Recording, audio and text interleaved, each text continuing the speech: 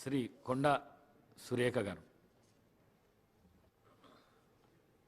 అధ్యక్ష, ఈరోజు ఈ శాసనసభకు మూడవ తెలంగాణ శాసనసభకు ఏకగ్రీవంగా మీరు స్పీకర్గా ఎన్నికైన సందర్భంగా ముందుగా మీకు శుభాకాంక్షలు తెలియజేస్తా ఉన్నాను.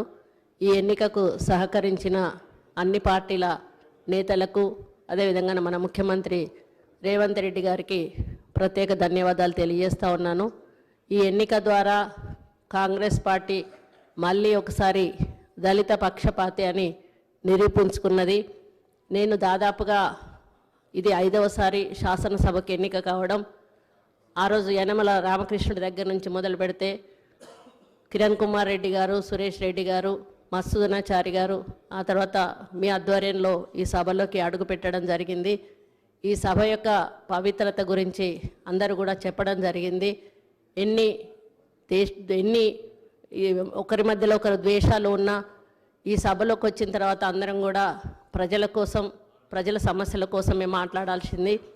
ఈ సభలో ఎన్ని వాదోపవాదాలు జరిగినా, ఎన్ని దూషణలు చేసుకున్నా కూడా ఈ సభ తలుపు దాటంగానే అందరూ కూడా శాసనసభలో ఒక స్నేహిత భావంతో ముందుకెళ్తారు. మరి ఈ శాసనసభ యొక్క పవిత్రత గురించి ఒక చిన్న ఉదాహరణ చెప్తాను అధ్యక్ష. ఆ రోజు మైసూరారెడ్డి గారు ఈ శాసనసభలో ఉన్నప్పుడు నేను శాసనసభ్యురాలుగా ఉన్నాను. ఆయన చైన్ స్మోకర్ అధ్యక్ష. ఆయన ఈ గడప దాటాడంటే స్మోకింగ్ చేసేవాడు, లోపలికి వచ్చినప్పుడు స్మోకింగ్ ఆపేవాడు.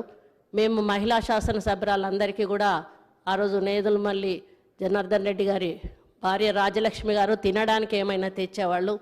అందరం కలిసి శాసనసభలోనే అవి తినేటప్పుడు ఆయన సీరియస్గా మా దగ్గరికి వచ్చి, అమ్మ ఈ సభకు ఒక గౌరవం ఉంది, దీనికి ఒక ప్రతిష్ట ఉంది, సభ లోపల ఇలాంటి కార్యక్రమాలు మీరు చేయకూడదు, మీరు తినాలనుకుంటే బయటికి వెళ్ళి తినండి అని ఆయన ఆదేశించేవారు అధ్యక్ష.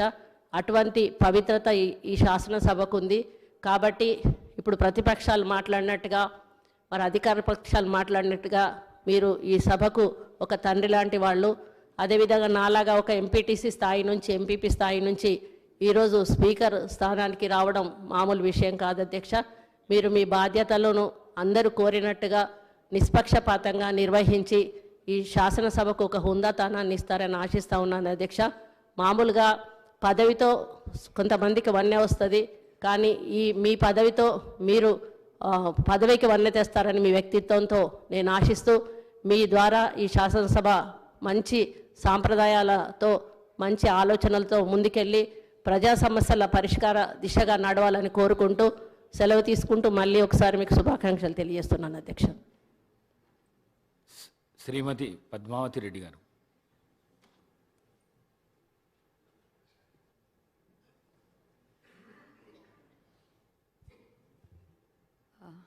నమస్కారం అధ్యక్ష.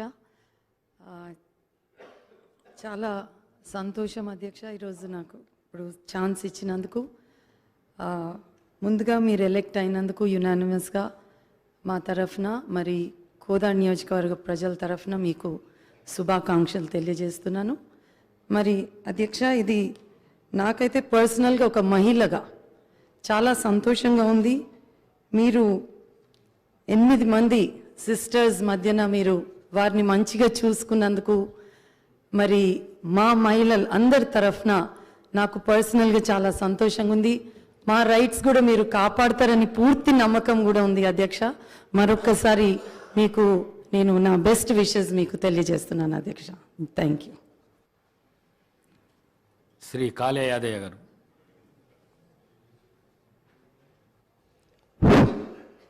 తెలంగాణ రాష్ట్ర 3వ శాసనసభ స్పీకర్గా ఎన్నికైనందుకు మొట్టమొదట నా హృదయపూర్వక ధన్యవాదాలు.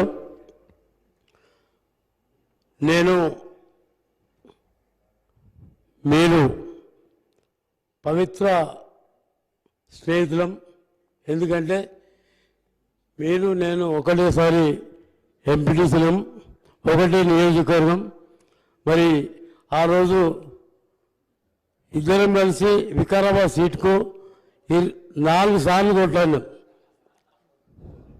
ఇద్దరం కూడా 4 సార్లు వికారాబాద్ సీటుకు కొట్లాడినాం. కాలక్రమేణా 2008లో మరి రాజశేఖర రెడ్డి సాబ్ మరి నీకు నాకు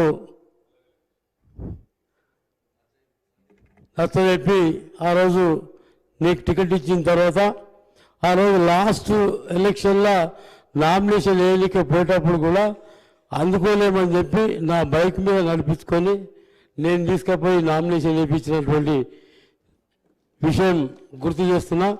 మరి ఎందుకంటే మనం అపూర్వ స్నేహితులం కాబట్టి ఒకటేసారి ఎంపీపీ ఒకటే నియోజకవర్గం వెళ్ళి పక్క మండలాలకు వెళ్ళి ఎంపీపీలుగా ఉండి మరి ఆ రోజు నుంచి ఇప్పటి వరకు మరి కాలక్రమేణా నాకు చేవెళ్ళ టికెట్ రావడం జరిగింది. మరి మీకు వికారాబాద్లో కూడా 2 సార్లు ముఖ్యమంత్రి గారు కూడా వికారాబాద్ పోతావాని కూడా అడిగినాను. మొన్న వికారాబాద్ పోమని కూడా చెప్పిండు. ఆయన కూడా నేను వికారాబాద్ పోను సార్, చేవెళ్ళకి వెళ్ళి ఉంటాను కాబట్టి ఏది ఏమైనా అందరికంటే ఎక్కువ సంతోషం నాకుంటుంది. ఎందుకంటే నేను ఫస్ట్ టైం తీసుకుపోయినప్పుడు నామినేషన్ నా బైక్ మీద తీసుకుపోయి ట్రాఫిక్లో జామ్ అవుతున్నామని చెప్పేసి బైక్ మీద తీసుకుపోయి నామినేషన్ వేసి ఇచ్చిన సందర్భం.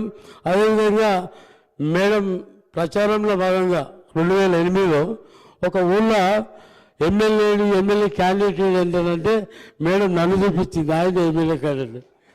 అలాంటి సందర్భం అంటే ఒక లాస్ట్ ప్రచారం ముగించే సమయం లోపల మరి ఆ ఊరికి రాలేని పరిస్థితిలో వేరే మండలాలు ఉంటే అక్కడ నన్ను చూపించిన సందర్భం ఉంది.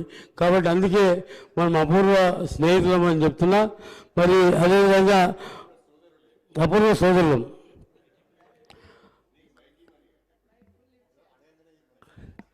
మీరు సభ్యులందరినీ కూడా గౌరవ మర్యాదలు మరి వాళ్ళ హక్కులకు ఎలాంటి భంగం కలగకుండా మరి ఒక దిగువ స్థాయి నుంచి ఉన్నత స్థాయికి ఇలా తెలంగాణ రాష్ట్రం స్పీకర్ స్థానం పవిత్రమైంది, అసెంబ్లీ పవిత్రమైంది. కాబట్టి అత్యున్నత స్థానంలో మీరు ఉన్నందుకు, మిమ్మల్ని ఎంపిక చేసినందుకు, మరి భగవంతుని కృప వల్ల మీరు ఎంపిక అయినందుకు మాకందరికీ కూడా హృదయపూర్వక ధన్యవాదాలు. మేమందరం కూడా మీకందరికీ మీకు మరి ఎల్లప్పుడూ అందుబాటులో ఉండి సభ్యుల హక్కులను కాలరాయకుండా మా యొక్క ధ్వనిని వినిపించేటట్టు మాకు అవకాశాలు కల్పించాలని ఆ భగవంతుని కోరుతూ మరి అవకాశం కల్పించిన మీ అందరికీ కూడా పేరు హృదయపూర్వక ధన్యవాదాలు చెప్తూ సెలవు తీసుకుంటాం.